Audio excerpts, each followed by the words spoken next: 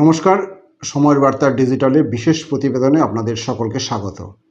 আলোচনার বিষয় অবশ্যই এসএসসি, কারণ যে এসএসসি 2016-র যে নিয়োগ প্রক্রিয়া, সেই নিয়োগ প্রক্রিয়া নিয়ে আজ আর কারো অজানা নয়। সেই নিয়োগ প্রক্রিয়া আদালতের নির্দেশ অনুযায়ী আজকে কিন্তু তার প্রথম দফার যে পরীক্ষা, সেই পরীক্ষা ইতিমধ্যে সম্পন্ন।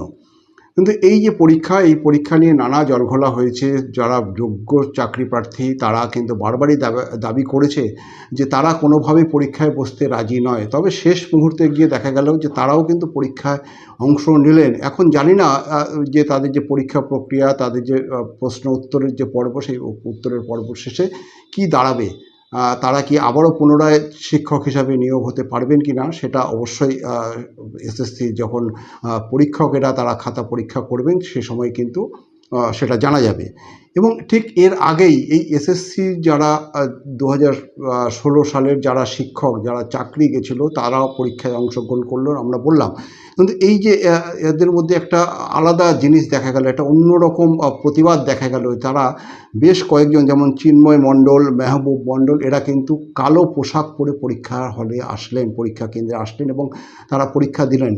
এবং একইভাবে সুমন বিশ্বাস, তিনি কিন্তু তার যে স্থানীয় যে পরীক্ষা কেন্দ্র সেখানে গেলেন এবং তিনি কিন্তু কোনো তার যে পোশাক, সেই পোশাকের কোনো বৈচিত্র্য দেখা যায়নি। একইভাবে বীরভূম জেলার পায়েল দত্ত, তিনিও কিন্তু কালো পোশাক, কালো ব্যাজ পরে প্রতীকী একটা আন্দোলন, কিন্তু তাদের যে দাবি, সেই দাবি নীরবভাবে তারা কিন্তু প্রকাশ করলেন। এবং এরপরেও তারা পরীক্ষা দিলেন, এসএসসির যা নিয়ম অনুযায়ী তারা পরীক্ষা দিলেন। এখন জানি না কি হবে। অবশ্যই যেটা বলছিলাম যে পরীক্ষকেরা তারা ঠিক করবেন, তারা জানবেন যে পরীক্ষা খাতা পরীক্ষা করার পরে আদৌ কি তারা আবার পুনরায় শিক্ষক হিসেবে বহাল থাকবেন কি না।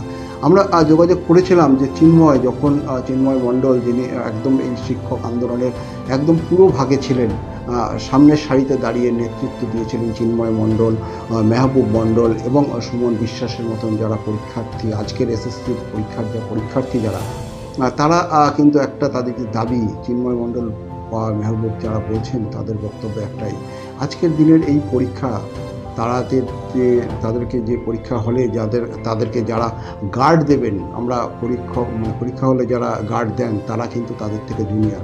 এটা দুর্ভাগ্যের তাদের কাছে। তারা যেন স্বীকার করছিলেন চিন্ময় মণ্ডল, তিনি বললেন যে এটা আমাদের কাছে দুর্ভাগ্যের, এটা আমাদের কাছে হতাশার। আমরা যারা যোগ্য হয়েও আজকে পরীক্ষা দেব, আর পুরোপুরি নতুনদের সাথে একটা অসম লড়াই, এই লড়াইটা কোনোভাবেই মেনে নেওয়া যায় না। যারা নতুন নতুন আপার প্রাইমারিতে রিক্রুটেড হয়েছে বা যাদের আমরা কলিগস বলে থাকি, সো কল্ড, তারাই আমাদের মানে ইনভিজিলেটর হিসেবে কাজ করবেন, আর আমরা তাদের আন্ডারে আজকে পরীক্ষা দিতে বসবো। এটা সত্যি আমাদের কাছে খুবই হতাশার। একটা মেন্টাল মানে মোরাল বলে তো কিছু থাকে, সেই মোরালের দিক থেকে আমরা অনেকটা পিছিয়ে যাচ্ছি। মানে আমাদের মন কোনোভাবেই মেনে নিচ্ছে না এই বিষয়টা। আমরা দেখি কি করা যায়। কারণ আশা করছে, দেখুন, প্রথমত যদি এই 90 মিনিটের ভেতরে কতটা আমরা পারবো আমরা তো কেউ জানি না, তবে প্রিপারেশন সবাই নিজের মতো করে নিয়েছে। ইন ডিটেলড হয়তো অনেকেই পড়তে পারেনি, সময় পায়নি। স্বচ্ছতা আশা করছে। দেখুন, এটার বিষয়ে বলা খুবই কঠিন, কারণ বিগত দিনেও যেভাবে দুর্নীতি হয়েছে, আর দুর্নীতির কারণে আমাদের চাকরিগুলো চলে গেছে। আগামী দিনেও বা আজকের পরীক্ষাতেও যে দুর্নীতি হবে না, এ বিষয়ে কেউ গ্যারান্টি দিতে পারে না। আমরা চাইবো যে স্বচ্ছভাবে নিয়োগ হোক, কারণ নতুন যারা পরীক্ষার্থী তাদের জন্য, তাদের কপালে যেন আমাদের মতো দুর্ভোগ না থাকে, এটাই চাইবো। যত প্রিপারেশন থাকুক, যেভাবেই থাকুক, সেটা সত্যি সত্যি আমাদের জন্য অত্যন্ত সংকটের, কিন্তু সবার পক্ষে সম্ভব নয়। যেমনভাবে সতীদাহ প্রথায় জোর করে চাপিয়ে দেওয়া হতো, যেমনভাবে গ্যালিলিও কোপারনিকাসকে জোর করে তাদের মতামত বলিয়ে নেওয়ার জন্য তাদেরকে শাস্তি দেওয়া হয়েছে, এগুলো আমাদের কাছে একটা শাস্তি দেওয়া। এই শাস্তি দেওয়া হচ্ছে, আমাদেরকে জোর করে চাপিয়ে দেওয়া হচ্ছে চিটায়। তার জন্য আমরা এই প্রতিটি কালো পোশাক করেই আজকে। যাই হোক, সুপ্রিম কোর্টের নির্দেশ, সেই নির্দেশ তো মানতেই হবে। সেই নির্দেশ মেনেই তারা পরীক্ষা দিলেন। এবং মেহবুব মণ্ডল, তিনি কিন্তু প্রকাশ্যে বললেন তাদের যে এই নীরব প্রতিবাদ, সেই নীরব প্রতিবাদ কিন্তু তারা এই কালো পোশাকের মধ্যে দিয়ে তুলে ধরলেন। এই যে সুমন বিশ্বাস, তার যে বক্তব্য, তার বক্তব্য একটাই, আদালতের নির্দেশ মেনে তারা পরীক্ষা দিচ্ছেন, জানেন না তারা চাকরি পাবেন কিনা পুনরায়।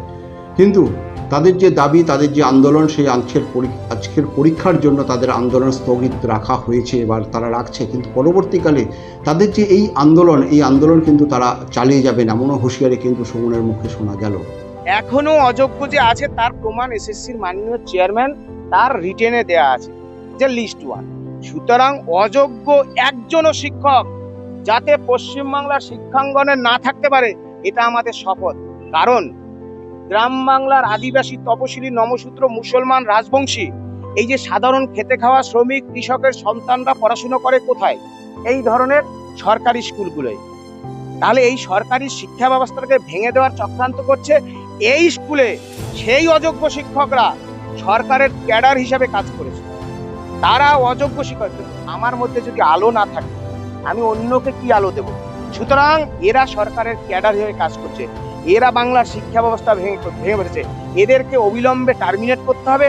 এদের থেকে 12% ইন্টারেস্ট সহ সুপ্রিম কোর্টের রায় মেনে বেতন ফেরত দিতে হবে, এবং বাকিটা পরবর্তীকালে বোঝা যাবে। এই ব্যবস্থাটাকে করুক। আর এই প্যানেলে যারা বসেছে, আজকের আপনাদের মিডিয়ার মাধ্যমে বলছি, মাননীয় চেয়ারম্যান সিদ্ধার্থ মজুমদার, মানুষের মতো দেখলেই মানুষ হয় না, সেটা আপনাকে দেখে আবার আমার মনে হলো।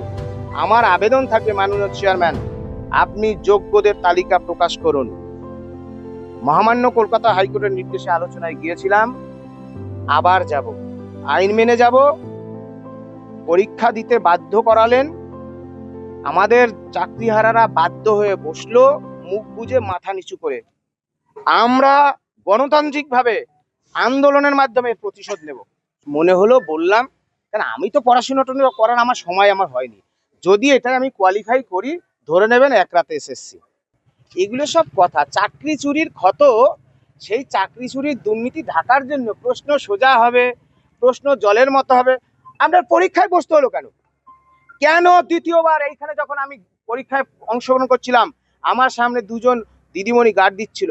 আজকে আমার থাকার কথা ছিল এইরকম স্কুলে, আমি যে স্কুলে শিক্ষকতা করি সেখানে পরীক্ষা সিট পড়েছে। সুতরাং এই লজ্জার, এই অপমানের, আপনাদের আমি বলছি, দেখুন জন্মেছি যখন চলে যাবো একদিন, এই লজ্জার, এই অপমানের গণতান্ত্রিকভাবে আইন মেনে, সংবিধানকে মেনে আমরা 100% এর বদলা নেব। এই অন্যায়কে কোনোদিন মেনে নেব না। জন্মেছি, চলে যাব, কোনো ভয় নেই। দুর্নীতির বিরুদ্ধে এই লড়াই চলবে। রাজ্য সরকার বাধ্য করালো, বাকিটা পরে দেখা যাবে। এখন দেখার এই যে বিস্তারিত এই আজকের পরীক্ষার ফল কি হবে কেউ জানে না। না সুমন জানেন, না মেহবুব, না চিন্ময় বা পায়েল, কেউ জানেন না, বা অন্যান্য যারা পরীক্ষা দিয়েছে আজকে তারাও কিন্তু জানেন না কে চাকরি পাবে। এখন অবশ্যই আমাদের লক্ষ্য রাখতে হবে এই যে এসএসসির ফল কবে প্রকাশ হয়, এসএসসি কবে এই ফল প্রকাশ করে, এবং এই ফল প্রকাশের পর আদেও কি যারা যোগ্য শিক্ষক হিসাবে নিজেদের দাবি করছেন বা নিজেরা আন্দোলন চালিয়ে যাচ্ছেন, তারা কি পুনরায় আবারও চাকরিতে বহাল হবেন, এই প্রশ্ন কিন্তু থাকছে। এখনকার মতন সময়ের বার্তা ডিজিটালের বিশেষ প্রতিবেদন এই পর্যন্তই।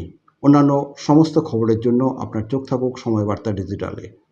আর মনে রাখবেন, ইউটিউবে সাবস্ক্রাইব আর ফেসবুকে ফলো করতে কিন্তু একেবারেই ভুল করবেন না।